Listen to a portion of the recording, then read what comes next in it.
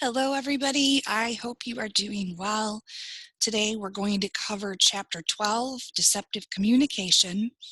In this narration, we'll talk about the nature of interpersonal deception, the diversity of deceptive acts, communication behaviors and deceptions, and then also detecting lies in different contexts.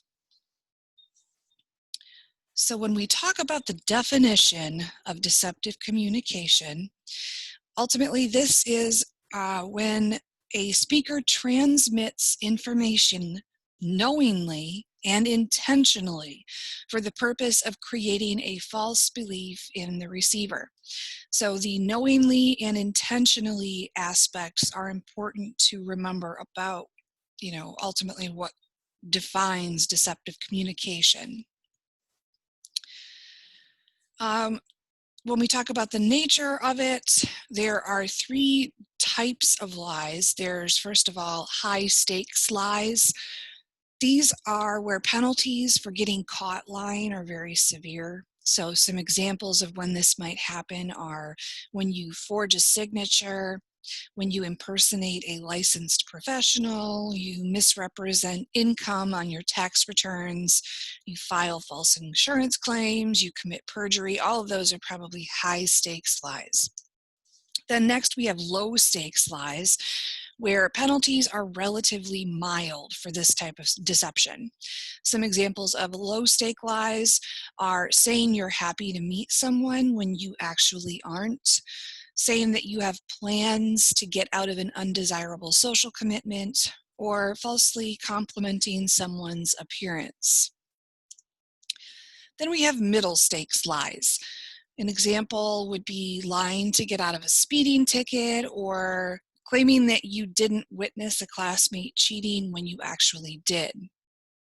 The penalties for getting caught in a middle stakes lie are obviously less severe than high stakes lies. And an example of a penalty for middle stakes lies may be getting a failing grade on an exam for cheating or for allowing someone to cheat off of you, where a penalty for a high stakes lie could even potentially be jail time, where penalties for low stakes lies are more along the lines of emotional discomfort that's caused by when someone actually calls you on, you told me that you really liked that dress, and now you're saying that it's hideous. So that might just make you feel a little queasy in your stomach. Some qualifications of deception is that the sender must know that the information is false.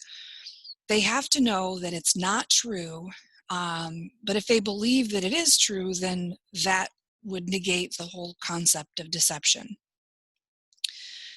Also, the sender must be transmitting the information on purpose.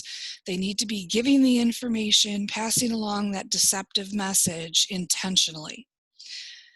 And then the sender must be attempting to make the receiver believe the information. So they want the person that's hearing that deception to actually believe it and take it as true.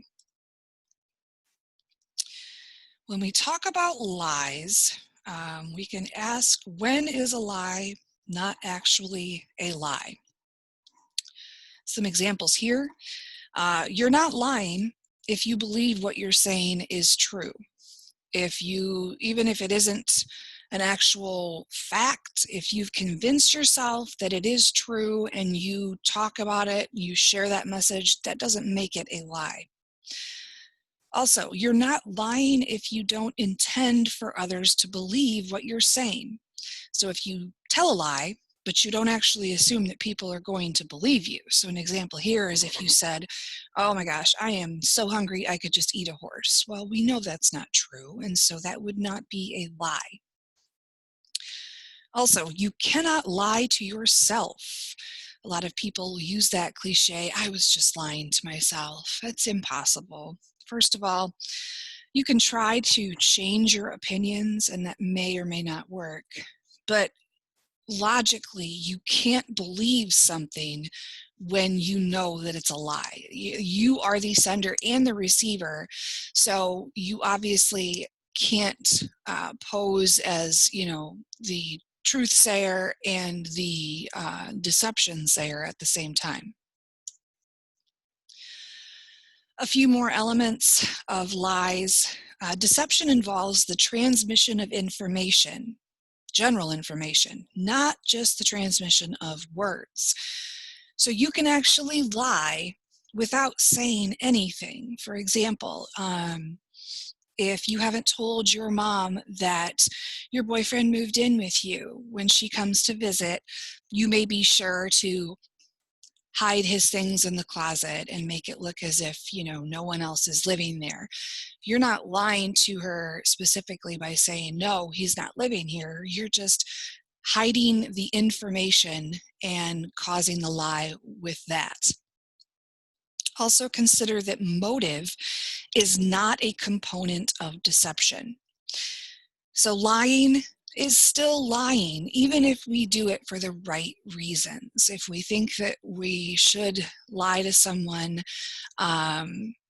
about their spouse or friend being very ill because we want to hopefully soften the blow, that's still lying, even though the motive is potentially good.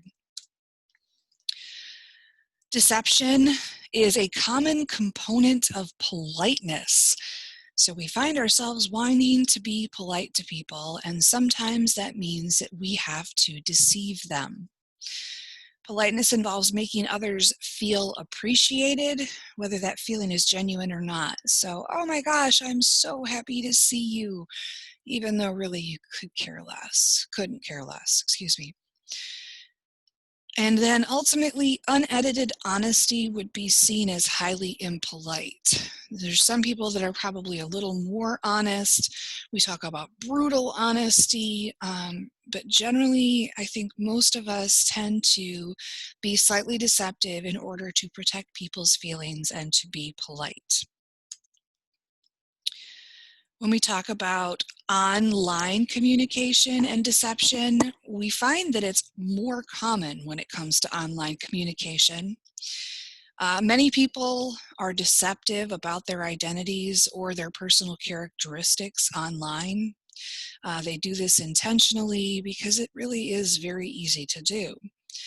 And often that is because online communication or mediated communication allows for a lot more anonymity. People don't necessarily know who we are, so we can be slightly deceptive without fear of being caught. Deception about physical attributes is especially common when we talk about online dating profiles or just online social media profiles. We find that women tend to lie more about their age, weight, and appearance, where men tend to lie more about their education level, income, height, age, and even marital status. So we see gender playing a role in that. We're going to take a pause here, and I'm going to start another video shortly, so I will be right back with you guys.